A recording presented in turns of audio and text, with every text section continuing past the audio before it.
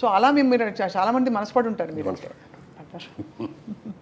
మీరు పడకపోవడం గొప్ప కాదా అని కాదు కదా సార్, కానీ మీరు ఆ నిగ్రహం పెట్టుకోవడం అనేది చాలా గొప్ప. చాలా కష్టం కూడా. ఎందుకంటే అంత కావటానికి కారణం, నేను ఇండస్ట్రీకి వచ్చినప్పటికే నాకు పెళ్ళి 2 పిల్లలు ఉన్నారు. రేపు ఏదైనా నేను చేసిన తప్పుల మూలంగా నేను దెబ్బతినిపోతే నా భార్య రేపు నన్ను చూసి ఇదిగో ఇన్ని పెళ్లి చేసుకోవటం మూలంగా నేను ఇలా అయిపోయాను అని అనకూడదు. అలాగే నా పిల్లలు వీళ్ళకి పుట్టడం మూలంగా మా కర్మ, మేము ఇక్కడ వీళ్ళ కడుపులు పుట్టామేమో ఇంత చెడ్డ పేరు వచ్చిందో అని మా పిల్లలు అనకూడదు. ఎప్పుడైనా నన్ను చూసి నా భార్య అయినా, నా పిల్లలైనా, నా బంధువులైనా, నా ఆత్మీయులైనా గర్వపడే రీతిలో నేను ఉండాలి తప్ప నేను చూసుకొని అసహించుకునే రీతిలో ఉండకూడదు అనేది చాలా స్ట్రిక్ట్, అంటే చాలా స్ట్రిక్ట్. 40 ఏళ్ళ తర్వాత నన్ను ఎందుకన్నానంటే 40 ఏళ్ళు ఉన్నాను ఊరికి. సరదాగా నాగేశ్వరరావు గారు బాగా ఫ్రెండ్లీగా ఉంటారు. ఆయన అంటే నాకు చాలా ఆత్మీయం. ఐఎమ్ నిజంగా చెప్పండి, నేను నాగేశ్వరరావు గారి ఫ్యాన్ని. ఎన్నో సినిమాలు ఆయనతో కలిపి చేశాను. ఆయన ఒకరోజు అడిగారు సరదాగా, మురళి సాయంత్రం పూట నువ్వేం తీసుకుంటావు అన్నారు. నేను తీసుకోనండి అన్న. అదేమిటయా బాగా నిద్ర పడుతుందా అన్నాడు. నేను శుభ్రంగా పడుకుంటాను, నీళ్ళు పడుకోగానే నిద్ర వచ్చేస్తాడు. కాదు 60 ఏళ్ళు దాటిన తర్వాత అప్పటికి క్యారెక్టర్ రోల్స్ వేస్తాను. హీరోలు అయిపోయి క్యారెక్టర్ రోల్స్లో ఉన్నప్పుడు అడిగారు అన్నమాట. 60 ఇయర్స్ దాటిన తర్వాత కొంచెం ఏదో ఒకటి తీసుకుంటూ ఉండాలి. రోల్స్ అయిన కూడా కొంచెం వీక్ అయ్యి ఉంటాయి. వాటిని యాక్టివైజ్ చేయాలంటే ఏదైనా ఒక మంచి డ్రింక్, మామూలుగా సారా కొట్టడం, ఇయ్య కొట్టేసి తాగేసి వాగటం, కింద పడిపోవటాలు, రోడ్ల మీద పడిపోవటాలు ఇట్లా కాదు. నన్ను ఒక మెడిసిన్ లాగా ఒక వైన్ కానీ లేకపోతే మంచి బ్రాండీ వస్తుంది ఫారెన్ నుంచి మంచి, అలాంటివి తీసుకొని 1 పెగ్గు లేకపోతే 2 పెగ్గు అంతే, అంతకుమించి తాగకూడదు అన్నాడు. అని ట్రై చేయ అన్నారు. అంటే ఇంత పెద్ద ఆయన చెప్పారు, అనుభవంతో చెప్పాడు. ఆయన ఉన్న అనుభవాలు ఎన్నో ఉన్నాయి.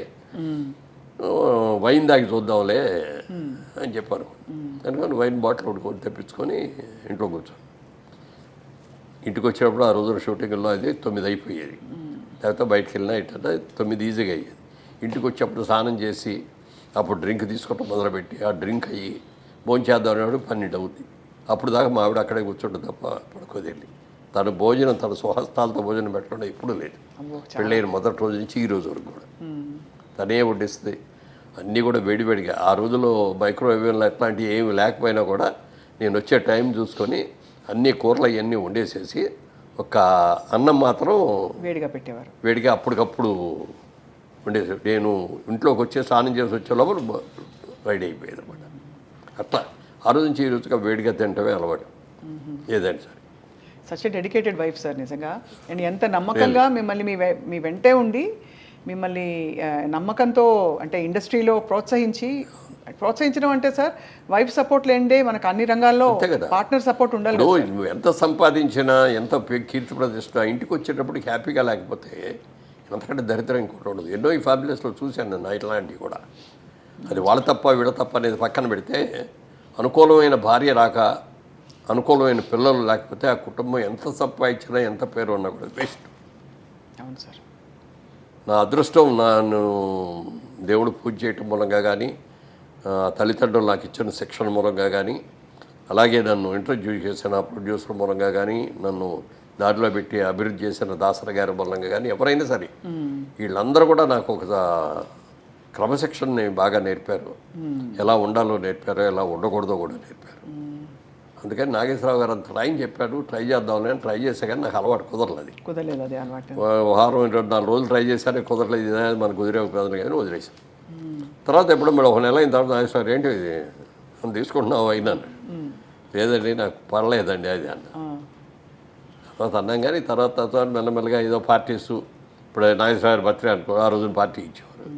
అలాగే పెద్ద బర్త్డేలు ఎన్నో ఉన్నప్పుడు అక్కడికి వెళ్ళినప్పుడు ఏదో ఒక పెగ్ తీసుకోవటం అనేది అలా చేసా. కానీ అప్పుడు దాకా 40 ఏళ్ళు మాత్రం అలా ముట్టుకోను.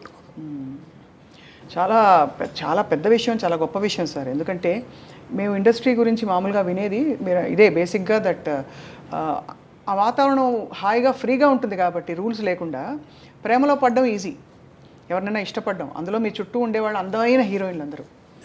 సో అది మీరు చాలా ఫోకస్ చేసి మరి ఇలా ఉండడం అన్నది చాలా పెద్ద విషయం సార్. మీతో పాటు నటించిన హీరోయిన్స్ అందరిలో మోస్ట్ గ్లామరస్ ఎవరని మీరు అనుకున్నారు సార్? గ్లామరస్ అంటే మీకు సరైన జోడి గ్లామరస్ అంటే శ్రీదేవి అంత గ్లామర్ ఎవరికీ లేదండి. చాలా అందంగా ఉండేవారు కదా సార్. చాలా ఎక్సలెంట్గా ఉండేది. ఆ కళ్ళు, అసలు ఎక్స్ప్రెషన్, ఫేసు, మంచి పర్సనాలిటీ. నాకు ఈక్వల్గా ఉండేది హైట్. అమ్మాయి కూడా 5'7", 5'8" ఉండి ఉంటుంది. నేను 5'8.5". అమ్మాయి కూడా దగ్గర దగ్గర 7.5, 8 ఉండి ఉంటుంది. Personality, behaviour, wonderful behaviour. ఎప్పుడు ఒక తప్పుగా మాట్లాడటం కానీ ఏదైనా చిలిపి పనులు చేయటం కానీ అట్లాంటిది ఏమి ఉండేది కాదు. ఆ తర్వాత అంత అందగత్తి ఎవరు అంటే దీప గారు కూడా చాలా అసలు ఎంత అందంగా ఉండేది. కాకపోతే ఏంటంటే వాళ్ళ అమ్మ ఎప్పుడు పక్కన బ్యాగ్ పెట్టుకొని బ్యాగ్లో అన్ని బిస్కెట్లు, ఈ చీడిదిళ్ళు, బాదం పప్పులు ఇవన్నీ తెచ్చిపెట్టి షార్ట్ చేసి రాగానే పెట్టేస్తా ఉండేది. అంటే ఆ అమ్మాయి బాగా ఎర్లీ ఏజ్లో వచ్చింది. ఏదైనా అంటే ఎవరిని అడిగితే 16 years 3 months బాబు అనేది. అలా వీటి పాపం చిన్నది కదా, కష్టపడుతుంది అని చెప్పి పెట్టేది. ఆ పెట్టడం మూలంగా కానీ లేకపోతే అమ్మాయికి ఏదో ముందే ఆర్టిస్ట్ చేయాలనే ఆలోచన ఉండి కొంచెం స్టెరాయిడ్స్ ఏదో ఇచ్చి ఇది కూడా చేశారని అంటారు. ఎంతవరకు తెలియదు. దానివల్ల కానీ అమ్మాయికి బాగా బాడీ వచ్చేసింది తర్వాత. లేకపోతే చాలా అద్భుతమైన యాక్టర్ అయ్యాడు. జయసుధ గారు ఇట్స్ ఏ ఫ్యామిలీ లేడీ. అదే అదే ఇక అందులో సినిమా యాక్టర్ లాగా ఉండదు. ఆవిడతో నటిస్తా అంటే రియల్ క్యారెక్టర్తో నటిస్తాం అనే ఫీలింగ్ వస్తుంది తప్ప సినిమా యాక్టర్ లాగా ఆవిడ నటించడం కూడా అలాగే చేస్తుంది. ఇప్పుడు మిగిలిన వాళ్ళు కొంతమంది చేసే దాంట్లో ఆర్టిఫిషియాలిటీ ఉంటుంది. అంతవరకే ఉండు, టచ్ అవ్వకూడదు, ముట్టుకోకూడదు అన్న లెవెల్లో ఉంటుంది. అవన్నీ ఉండేవి సార్ ఆంక్షలు. అంటే హీరోయిన్ చెప్పేవారా? అప్పుడు లేదు, అప్పటికి లేదు. కానీ నాగేశ్వరరావు గారు, వెంకటరామారావు గారు చేసే రోజుల్లో ఉండేవి. జమున గారు అయితే ఎప్పుడు చేతులు ఇక్కడి నుంచి కిందే తప్ప పైకి పుట్టుకొచ్చేవారు. ఇట్లా ఈ కూడా పట్టుకొచ్చేవారు. ఓహో, అంత అంత ఇదిగా ఉండేది. అది ఎన్ని లేకపోయినా కూడా ఎంతైనా కొంచెం దూరంగానే ఉండేవారు. ఇట్లా అప్పుడు ఈ ముద్దులు గిద్దులు ఈ గొడవలు ఏమీ లేవు కదా. అవునవునవును. ఎంతవరకు దగ్గర ఉన్నాలో అంతవరకే ఉండేవారు. ఆ క్లోజ్నెస్. ఈ అమ్మాయి వచ్చేటప్పటికంటే భార్య అంటే భార్యలాగానే ఉండేది. అంత బాగా. ఇప్పుడు నేను చేసిన సినిమాల్లో కూడా హయ్యెస్ట్ సినిమాలు చేసింది ఆవిడతోటే. మా సినిమా ప్రొడక్షన్లో కూడా ఆవిడ చాలా సినిమాలు చేసింది. Very cooperative artist. అసలు మామూలుగా హీరోయిన్ లాగా గిద్దుకోటాలు ఉండవు. సింపుల్గా మేకప్ వేసుకొని వచ్చేస్తుంది. ఇది మధ్యతరగతి కుటుంబం క్యారెక్టర్ అంటే దానికి తగ్గట్టే హెయిర్ డ్రెస్ దానికి ఏముంటుంది. పెద్ద హెయిర్ డ్రెస్లు కూడా చేసుకునేది కాదు. మామూలు నేత చీరలు, పట్టు చీరలు లాంటివి ఇట్లాంటివి కట్టుకొని అట్లా న్యాచురల్ యాక్టర్ లాగా ఉండేది అనమాట. సో అలా మరి జయచిత్ర గారితో ఆ రూమర్ వచ్చిన తర్వాత మీరిద్దరూ మాట్లాడుకోవడం జరిగిందా సార్? అయ్యో ఇలా వచ్చేసింది, ఎలా క్లియర్ చేద్దామని. కోర్టుకి వెళ్ళినట్టున్నారు కదా మేడం? నేనే వెళ్ళాను. కోర్టుకి వెళ్ళలేదు. ముందు నోటీస్ ఇచ్చాం వాళ్ళకి, పేపర్ ఆడికి.